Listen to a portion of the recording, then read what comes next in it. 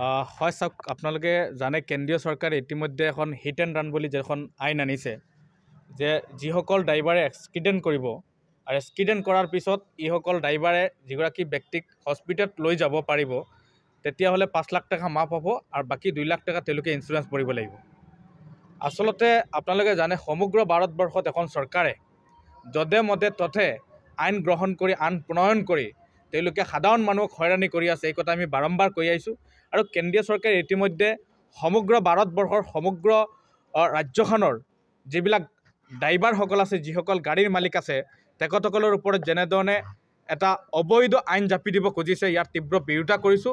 আৰু এটা কথা কেন্দ্ৰীয় চৰকাৰক আমি হুকিয়ানি প্ৰদান কৰিছোঁ যে হিট এণ্ড ৰান যিখন আইন আছে, এই আইন অতি সোনকালে উঠাই ল'ব লাগে। অন্যথা কিন্তু সমগ্ৰ ভাৰতৰ লগত, সমগ্ৰ অসমৰ লগত বৰাক উপত্যকাও সকলো ড্ৰাইভাৰ, সকলো গাড়ীৰ মালিক সন্থাই আমি প্ৰতিবাদী কাৰ্যসূচী গ্ৰহণ কৰিম, সেই কথা আমি হুকিয়ানি প্ৰদান কৰিছোঁ। আৰু এটা কথা কৈছোঁ, চৰকাৰখনে যধে মধে ততে আইন প্ৰণয়ন কৰি সাধাৰণ মানুহক যেনেধৰণে হয়ৰাণি কৰা আৰম্ভ কৰিছে, ইয়াক কোনো পৰ্যায়ত গ্ৰহণ কৰা নহ'ব, ইয়াক মানি লোৱা নহ'ব, সেই কথা আমি হুকিয়ানি প্ৰদান কৰিছোঁ।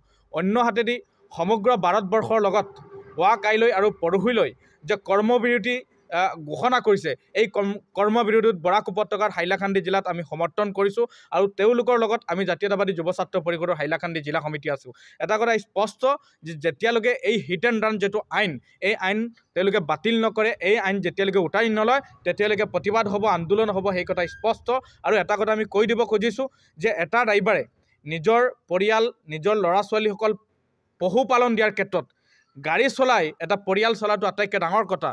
তাৰ মাজত যদি এনেধৰণৰ আইন প্ৰণয়ন কৰি ড্ৰাইভাৰসকলক নিৰ্যাতন কৰা আৰম্ভ কৰে, ড্ৰাইভাৰসকলৰ ওপৰত এনেধৰণৰ অবৈধভাৱে আইন প্ৰণয়ন কৰি জাপি দি ড্ৰাইভাৰসকলৰ ওপৰত এনেধৰণৰ অত্যাচাৰ আৰম্ভ কৰা, ইয়াক কোনো পৰ্যায়ত গ্ৰহণ কৰা নহ'ব, এই কথা আমি হুকিয়ানি প্ৰদান কৰিছোঁ। আৰু কেন্দ্ৰীয় চৰকাৰৰ গৃহমন্ত্ৰী অমিত শ্বাহ ডাঙৰীয়াক আমি এটা কথা কৈ দিব বিচাৰিছোঁ যে তেওঁলোকে যধে মধে এনেধৰণৰ সাধাৰণ মানুহৰ ওপৰত আইন প্ৰণয়ন কৰি এনেধৰণৰ ওপৰজুপৰি মানুহক নিৰ্যাতন দিয়া, মানুহক এনেধৰণৰ বিপদে পৰিচালিত কৰা কাৰ্য তেওঁলোকে বন্ধ কৰিব লাগে। অন্যথা কিন্তু আহি থাকিব লগা সময়ত তেওঁলোকে এনেধৰণৰ কাৰ্যৰ বিৰুদ্ধে জবাবদিহি নহ'ব, সেই কথা আমি কৈ দিব বিচাৰিছোঁ। আমি এটা কথা স্পষ্ট যে আমি জাতীয়তাবাদী যুৱ ছাত্ৰ পৰিষদ হাইলাকান্দি জিলা সমিতি সমগ্ৰ বৰাক উপত্যকাৰ ড্ৰাইভাৰ এছ'চিয়েশ্যনৰ লগত আছোঁ, ড্ৰাইভাৰসকলৰ লগত আছোঁ।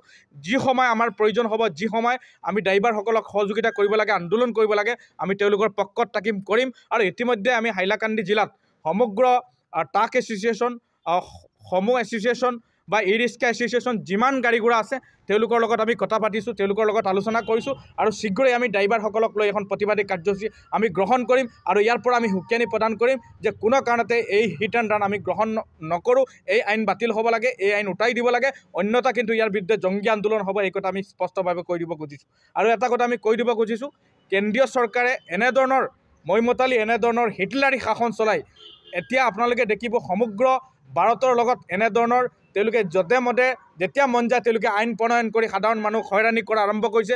সমগ্ৰ ভাৰতবৰ্ষৰ লগত যিসকল ড্ৰাইভাৰৰ ওপৰত তেনেধৰণে নিৰ্যাতন আৰম্ভ কৰা কাৰ্য তেওঁলোকে লিপ্ত হৈছে, এনেধৰণৰ কাৰ্য যদি তেওঁলোকে আহি থাকিবলৈ সময়ত বন্ধ নকৰে, আমি জাতীয়তাবাদী যুৱ ছাত্ৰ পৰিষদে সমগ্ৰ বৰাক উপত্যকা জুৰি নতুন ৰূপণ আমি আৰম্ভ কৰিম। যি আন্দোলন ড্ৰাইভাৰসকলৰ পক্ষত হ'ব, গাড়ীৰ মালিক সন্থাৰ পক্ষত হ'ব, গাড়ীৰ মালিকৰ এছ'চিয়েশ্যনৰ পক্ষত হ'ব আৰু চৰকাৰৰ বিৰুদ্ধে এই আন্দোলন হ'ব। এই আন্দোলন যদি জংগী আন্দোলনৰ ৰূপ গ্ৰহণ কৰে, তেনেহ'লে জিলা প্ৰশাসন, জিলা আয়ুক্ত বা চৰকাৰ জগৰীয়া হ'ব, সেই কথা আমি হুকিয়ানি প্ৰদান কৰিছোঁ।